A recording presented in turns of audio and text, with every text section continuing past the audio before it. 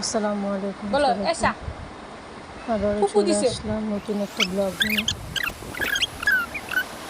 প্রথম ব্লগে আপনারা আমাকে অনেক সাড়া দিয়েছেন, তবে আমি এত গুছিয়ে কথা বলতে পারি না, যতটুকু পেরেছি বলার চেষ্টা করেছি। আজকে নতুন একটা ব্লগ হচ্ছে। আমার মেয়েকে তার ছোটো পুকুর একটা নতুন ড্রেস দিয়েছে, চুড়ি দিয়েছে, মালা। অনেক খুশি হয়েছে। এগুলোকে দেখা গেছে যেগুলো সারাদিন পড়েছিল। আসলে ফুপুদের ভালোবাসাগুলো এরকমই হয়। ওদেরকে দেখে আমার সেই ছোটোবেলার কথা মনে পড়ে গেল।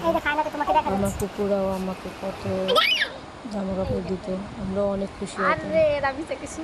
তবে ওদেরকে দেখে এতদিনের পুরনো কথা মনে পড়ে গেল।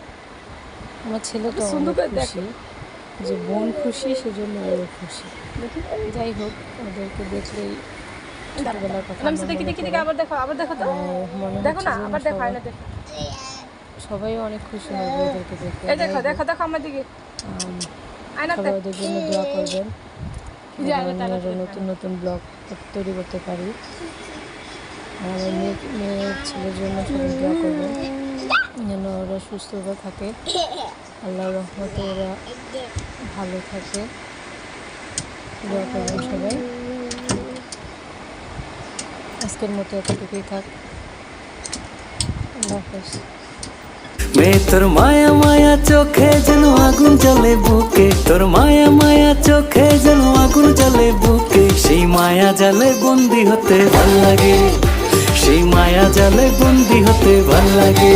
মেয়ে তোর কোকড়া কোকড়া চুলে যেন সমুদ্র ঢেউ খেলে, তোর কোকড়া কোকড়া চুলে যেন সমুদ্র ঢেউ খেলে। সেই ঢেউ খেলা দেখিতে আমার ভাল লাগে, সেই ঢেউ খেলা দেখিতে আমার ভাল লাগে।